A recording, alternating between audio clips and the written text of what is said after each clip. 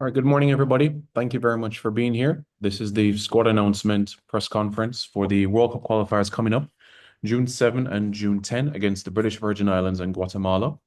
We're joined with the head coach of the Reggae Boyz, Coach Steve McLaren. We'll be putting the squad on the screen momentarily, and then Coach McLaren will also be giving his remarks, a recap of London recently, and also a look ahead to the summer that we have on the horizon as well. So, Coach McLaren, good morning to you, sir. Hope you're doing well. And let me just put the squad on the screen so that all can see.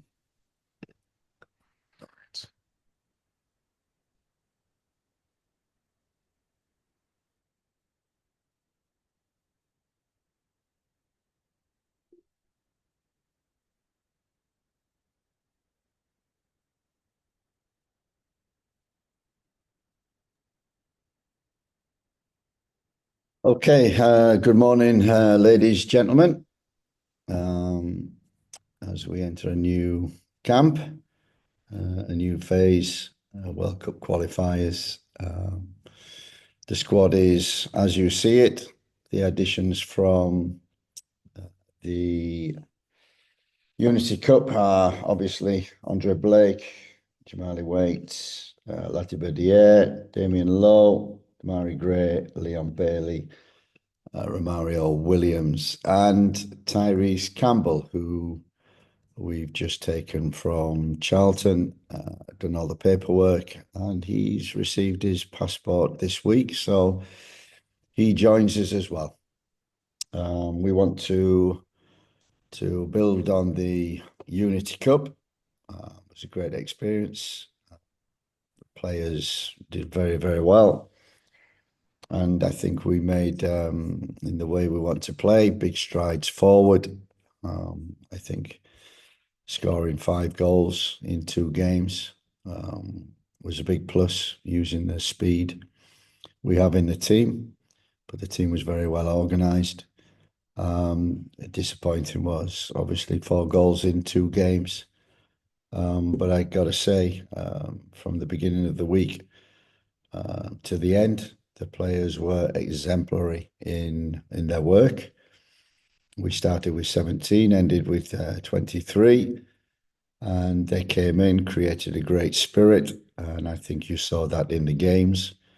And we want to carry that on to the World Cup qualifiers, and the obvious goals for this are to continue our way of playing and to get better at that. The key is to win the 2 games without a doubt, and then gain momentum going towards the Gold Cup later on in the month. Thank you. All right, thank you very much, Coach. Much appreciated there. So, folks, what we're going to do now is open the floor for questions from members of media. Please raise your hand, and once you're indicated, then you will be able to have your question posed to Coach McLaren. Okay, great to see the hands raised. Give us a moment, please.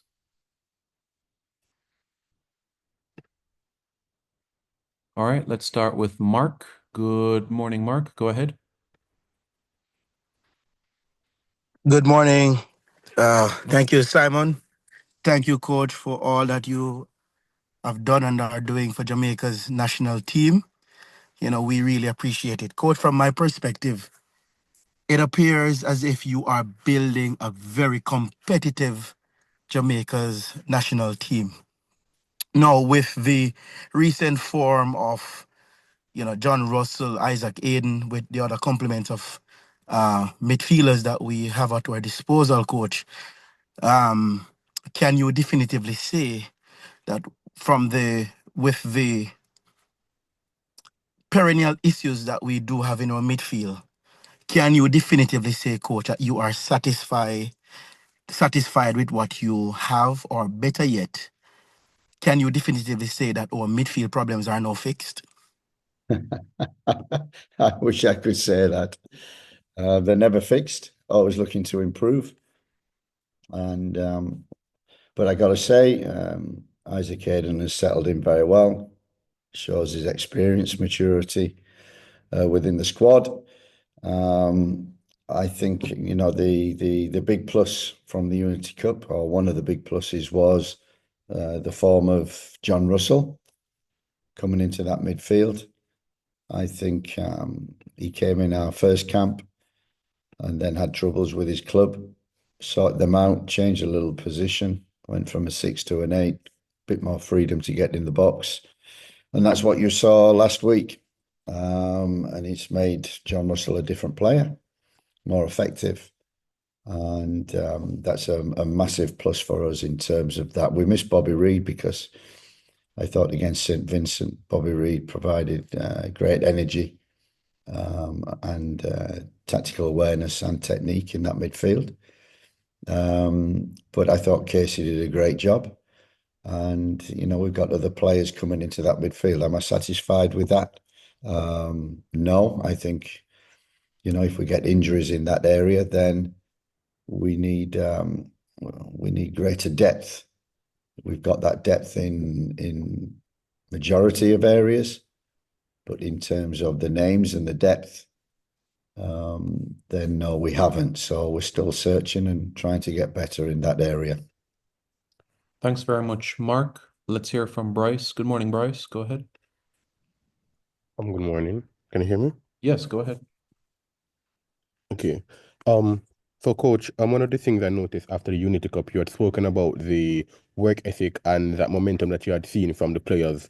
With you now bringing in a lot of the key names into the squad for the World Cup qualifiers, how do you build on that momentum to ensure that not only are the players from the Unity Cup bringing over that performance, but also the incoming players can gel well with those players as well in the squad? Bryce, that's a great question. And that's what we'll be working on this week, especially because I think we found a few little gems last week, a different kind of way of playing. They're still creating our build-up, still wanting to do that. But in terms of maybe pressing higher and dropping to a mid-block, I think we worked on that a lot. And we want to use the speed and make sure players are hungry to basically run behind defenders and also to run into the box, where if we do deliver crosses, we've got bodies in there.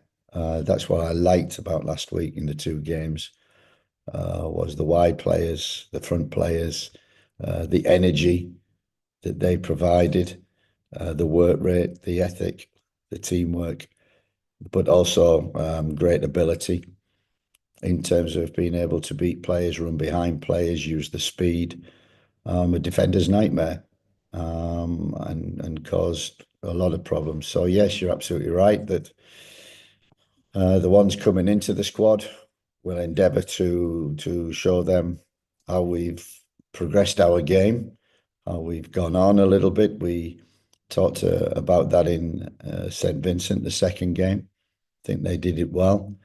And we've got to build on that this week and going into these two games and momentum for the Gold Cup. Thanks very much, Bryce. Mr. Taylor, good morning. Go ahead. All right. All right. Can you hear me, Simon? Yes, go ahead. Okay. Good afternoon, Simon. Good afternoon, Coach. I want to say, Coach, congratulations. And from a fan perspective, I think the Unity Cup has really rallied the fans in the diaspora, and everybody was proud of the team, and we were proud of the performance from the first game. I don't think the finals really mattered to us. We saw what you were trying to do, and we think some great things happened there. Now to the football, Coach. We get down to the business end of stuff. World Cup qualification. We saw the positives in the Unity Cup, but we saw the same thing popping up again. That right back position. Some would say that Dexter Lambekisa had his last best game against Panama, has been going on loan at his club, hasn't been really playing that very competitive football, and we see him a bit off the pace sometimes. We have a player in Joel Latibodier who played the right back position at Swansea, played a little bit at Coventry, Mason Holgate as well at Everton. Have you ever considered, Coach, maybe freeing up one of those center back spots to maybe give one of those experienced guys a run to basically make that position more competitive, coach? You're absolutely right. We always need strength and depth. Dexter has been there. I like Dexter. I like his energy. And within our teamwork and our team frame, it's important that we have one fullback going forward. And he's been that forward-thinking right back who's got the license to overlap. That's his strength. And I think you saw that, especially in the Trinidad game. I thought he was excellent in that game. We did struggle a little bit on that right-hand side against Nigeria, where they outnumbered us a lot, and it took us a while to work that out. But we did. I think Kyle Ming has come in and been very solid when he's had to play. That's an option, but you're absolutely right. We've got Latti, who has played there occasionally, and Mason Holgate for Everton, which was many years ago. It's a specialist position. So we're searching for depth within that right back area.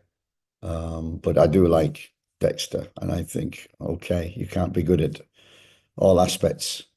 And in our system and the way we play, he has to be good going forward, which generally he has been. And we continue with that. And we continue also to look at recruitments on the island and in Europe to give us that competition for that place. Thanks, JT. Let's go to Manchester now. Jordan. Afternoon, Jordan. How are you? Good afternoon. Good afternoon, Coach. Good afternoon, Simon. Jordan James from Backpage Football. In the Unity Cup, Jamaica were very clinical and we took our chances very well. Has this specifically been a focus, and how can we maintain this moving forward? You're absolutely right. It was a focus. We got speed in the wide areas, and we've created that speed down the middle with a 9. I think, Warner Brown coming into the team against St. Vincent showed us what we needed in that position. Burrell came in and had great energy and did the job what we wanted. Within the squad, we also have Mario Williams coming in, who is a little different than Warner and Rahman in the terms that he's more of a target. We might need his aerial height as well, the danger on crosses against the BVI. So I like the balance of the front players, but you're absolutely right. We worked a lot on using the speed of the front three, transitioning very quick. But the key is how many bodies you get into the box. And I think that's why we scored 5 goals. We were constantly, when we broke and put balls into the box, we constantly had a minimum of 3 players within there. And that's what we said. To score goals, you need bodies in the box. And we certainly got a lot more. So we need to build on that and make sure we never lose that and get better. Cheers, Jordan. Mr. Blake, good morning to you, sir. Go ahead. Good morning, Simon. Good morning, Coach. Good morning to the panel. It's like there's some leverage, some leeway, Coach, privately, but I want to do this publicly. I want to congratulate you, your technical staff, the support staff, the fans in England, everyone associated with the team and the performance at the Unity Cup. It was certainly one of the proudest moments as a Jamaican fan. From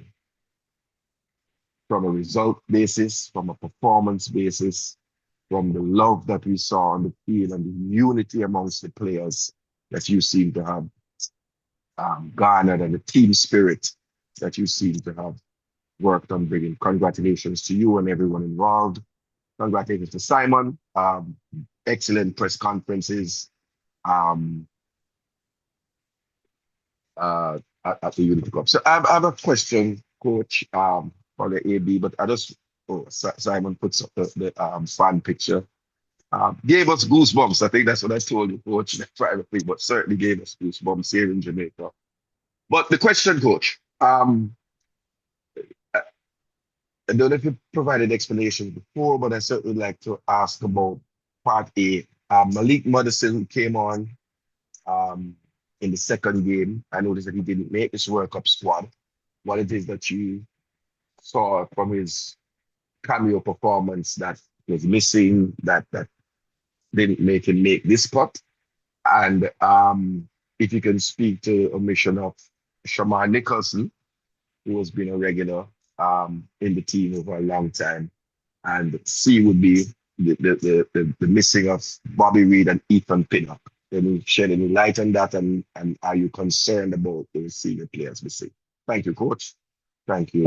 Thank you very much for the introduction, and thank you very much for the, what was that, 10 questions within there? Just 3. I'll do to you what you did to Nigeria. Listen, yeah, it was Pinnock is not in this squad for personal reasons. Bobby Reed is injured at the present moment, having a scan in a couple of days, hopefully ups his training, wants to be involved in the Gold Cup. So we're leaving a space there for him for that. In terms of Mothersill, we've been watching him quite a while at Peterborough. We like him. He's very talented, very direct, which is what we're looking for. And he can play left side, 9, 10. So we like what in fact, he was going on holiday on the Thursday, and really he got all his papers through and his passport, and he wasn't available when I named the squad, but all of a sudden was available. So we just invited him in to train. And then we could put him on the bench because we had room. So really we just put him on the bench just for experience to train with us, be around us, sit on the bench. So it was a big plus that he actually got minutes and came on, and we trusted him to do that. So he was a big plus. Hasn't made this squad, but for the Gold Cup, I think we can name 26 players. So he's one of them on the list of standbys. We'd have no hesitation in bringing him back in. Tyrese Campbell we followed, and we've wanted him in this squad. So he more or less can take his place. So we've got competition in them areas, and good competition. In terms of Shamar, when I got this job, I thought Shamar, I love Shamar. We had Antonio and Shamar, and we had 2 good number 9s. We lost Antonio, and Shamar had an opportunity to play. And we've been following Shamar when he was in Russia. And what we see is, one of the things from the very beginning was the first 3 camps, we noticed how many players were actually not playing in their club teams. We're not playing club football. We're not playing week in, week out. And when we did come together, we could see a fall and a drop off in performances from players who weren't playing regular. So, we analysed that in the Christmas period after the 3 camps. And we said that, and to the players, that you've got to be playing in your club, you've got to be playing week in, week out, and you've got to improve in your fitness. So when you come, that you're not behind in any of that. And unfortunately, Shamar, he didn't play in Russia. He moved to Mexico. I think he played 2 games, and then was on the bench after that against St. Vincent. He played the first game, and I was, and he was, and I think the majority of people watching were disappointed with the performance. and you know, we spoke with Shamar and said that he has to play for his club. So since going back to Mexico, he didn't play. He was on the bench, and his season finished on the 20th of April. I think it's maybe starting again in pre-season now, but not starting. So that's quite a break, 20th of April until now. And you know, it's a long break. And we felt the condition of Shamar at this present time wasn't up. And we can't bring him in camp to get him fit. You have to be fit when you come in camp. And I think that was the main principle of our ruling, of our decisions. And that's what we felt with Shamar, that we didn't feel that coming he would be 100% fit. So it's up to Shamar. As I said from the beginning, I like Shamar. He's my kind of 9. He's big, strong, and can run in behind, can hold the ball up, and can score goals. And that's what he's got to start doing for his club. And without doubt, this is a big year. There's a big few months coming up. I know he's now working very hard and going back to Mexico and getting some form where he may be able to come back into the squad. But you know, I think what we saw from Warner Brown and what we saw from Burrell at the weekend was that energy that 9s must now produce. And it showed the difference in terms of our intensity with and without the ball. Thank you, Mr. Blake. Jason, please unmute. Go ahead. Thank you, Simon. Afternoon, coach. Afternoon, Simon. Just a question on the midfield. I saw in the Unity Cup, Isaac Hayden, I would say probably our only recognized 6 in the squad, played 180 minutes.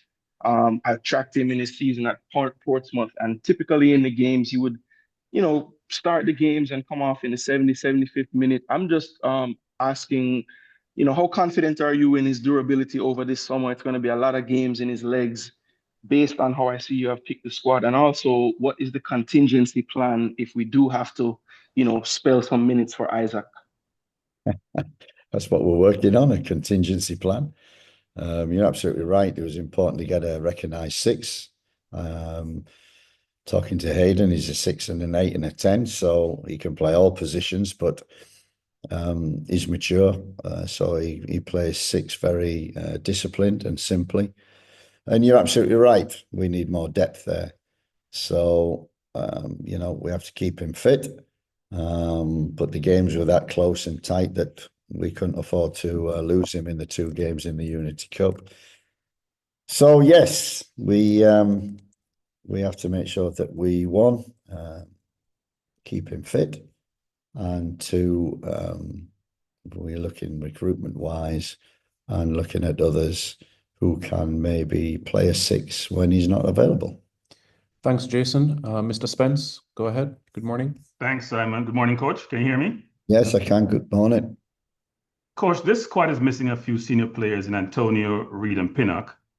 And there are more players expected to come in with very good championship and/or Premier League pedigree. You've spoken highly periodically of the potential in the squad. And this is a more macro question, but when you have your full complement of players, what, in your honest opinion, is the gap between where we are and where we need to be consistently compete what I consider the big 5, US, Mexico, Canada, Costa Rica, and Panama? It's a very, very good question, and something which is a little unknown, especially for myself, because I can't say. We've talked about the amount of players we've used, the different squads that have come in each camp, and we've not had a settled team. We've looked at a lot of players, and we're looking for youth, exuberance, energy, attitude, and we're trying to build on that, what we saw in the Unity Cup. So yes, we have Premier League players missing. And we bring them in for this, the World Cup qualifiers. And, hopefully we can continue our progress in terms of how we want to play and use our energy and our speed to do that, and find ways to win. I think you saw that against Nigeria, against Trinidad, and especially we had to cope and adapt with a very good Nigerian team. And yeah, it's the way forward.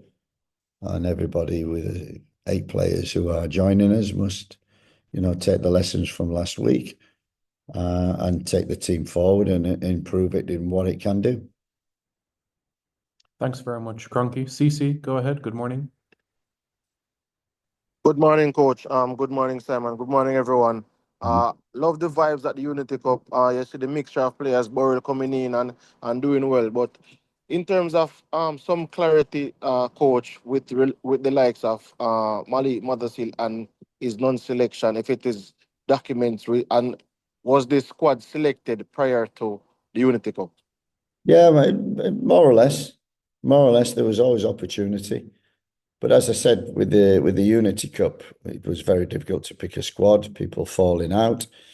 We had 17 at the beginning. And as I said, we just, I think the week before, acquired Mothersill's passport. So all of a sudden he became available. He was going on holiday. And we just asked him, look, before you go, do you want to come in for a couple of days? He did. And all of a sudden we didn't fill the spots, and there were spots to fill. We asked him just to stay along and gain experience and come on the bench, which he did. And in the end, we needed him on the field. So we need to look at Malik a lot more closely. And we may have the opportunity to do that in the Gold Cup over hopefully a longer period. So yeah, that's, I think we gave people opportunity, and I think the people who came in have taken that. Thank you, CC. Just 2 more. Mr. Legister, good morning. Yes, good morning, Simon, and good morning, Coach. Coach, you touched on something about players not being on form, right? Now, after the Unity Cup, how are you going to balance the inclusion of standout fringe players from the Unity Cup with returning overseas professionals who are not on form for the World Cup qualifiers, such as Leon Bailey and Demarai Gray? Yeah, that's the job we have to do this week.